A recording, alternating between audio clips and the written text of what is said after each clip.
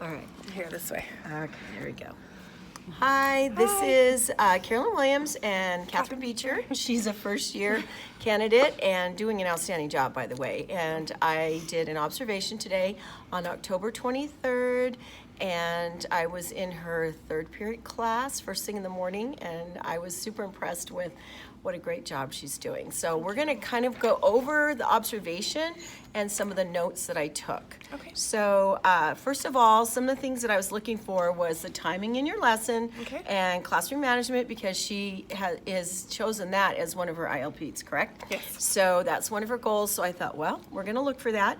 And then interaction with students. And that's, I think, goes hand in hand with some of the classroom management. So the class started at 8:45, and she had the agenda showing and the homework posted on the board.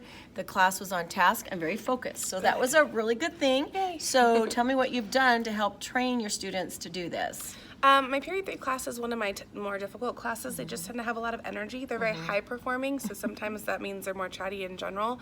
But I've just sort of set up the classroom expectation. When you walk in the room, you need to be quiet, silent is my goal, and then get down to business, open up your agendas, copy them down, and then we'll get started on our daily bell ringer, which is typically like a language review, the 5-a-days that we do. Yeah. So they know the expectation. I've had to kind of wrangle them in recently, and I had to have like, you know, an aha moment with them to give them a reality check on how much time they waste during the Well, day it getting me seemed on to track. have So they were on track today, yes. Yeah. First hour helps too. Well, I think, yes, right. You want them to be in zombie land a little bit. But what I was impressed with was that obviously there are procedures, and for a first-year student teacher, sometimes that's not always the easiest thing to get established. But I really saw where Kathryn has a lot of procedures going on. So you wanted me to look at that, and you did great. Thank you. So then she has a 5-a-day language review, and students have those papers in their binders, it looks like, and you're on day 2 of that. And they went over some different parts of grammar, and the students were contributing, and she was commenting on how well they were doing, and I said that she walks around and has a lot of circulating as a teacher.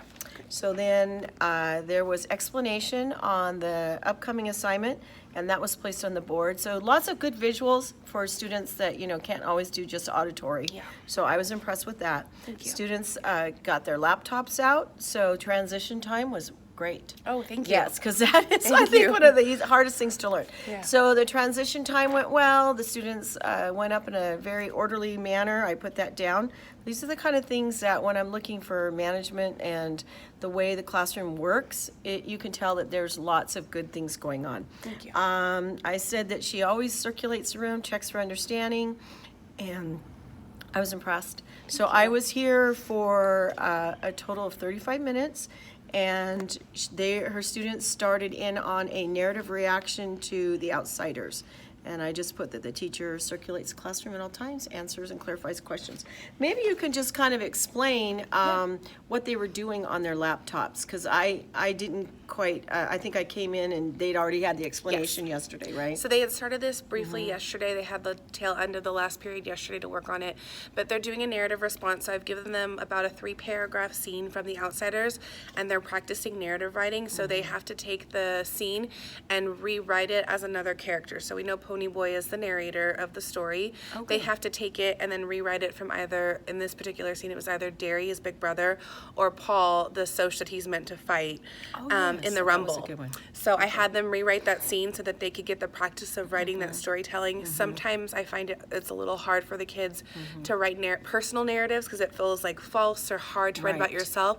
So I thought it would be good to do it first with a story they connect with, because all the kids are really engaged with the story. Yes. So if they got to write as another character, it would sort of get their ideas flowing for how to write a narrative, and then later on in the year we can transition into personal narratives.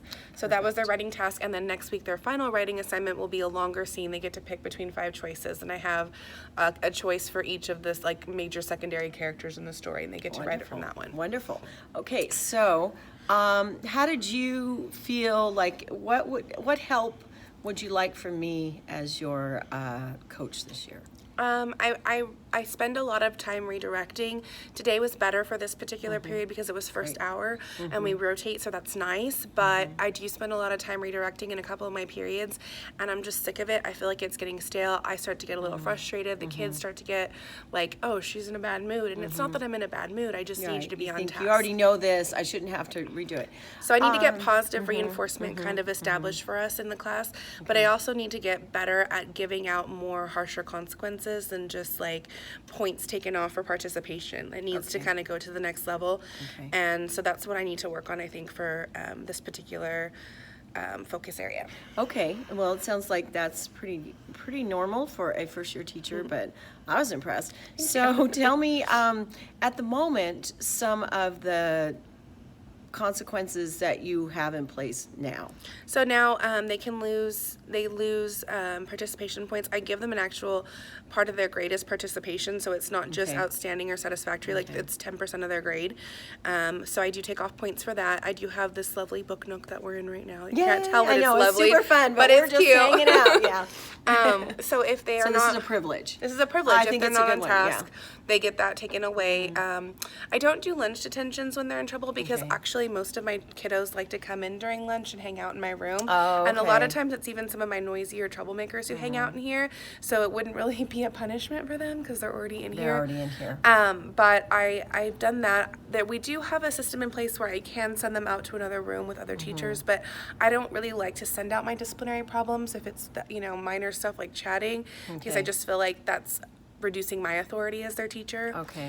So I need to come up with some stuff, but my next step is if there's continuously is a problem, it's going to be phone calls home. But I have a couple different versions of paper documentation in place, just like, hey, here's a warning, next time it's a call home or whatever else it may be. So I need to start getting that in practice. It's just a new thing to track, and I'm still trying to get the organization and it piece is down. time consuming, because I know I made several phone calls today, and it took my entire lunch, because I had a sub last Friday, and I know that some of the little kiddos weren't as good as they could have been. That's another thing. Yes, and so it's really something that I think for middle school, something I've experienced is that they do have to be reminded quite a bit about how we do things, because sometimes they're kind of testing the little line. Of course, it's the age. And then you're saying, okay, yes, this is exactly it, and you're crossing it. So we're going to do some brainstorming here, and it's been a delight to work with Kathryn. She's just Carolyn a real too. She's fun. amazing. Oh well, okay. I didn't make her She say didn't that. pay me, I promise. She's really wonderful. All right. So we'll go ahead and sign off, and we're going to do a little bit more brainstorming. Okay. Thank you. Bye-bye. Bye.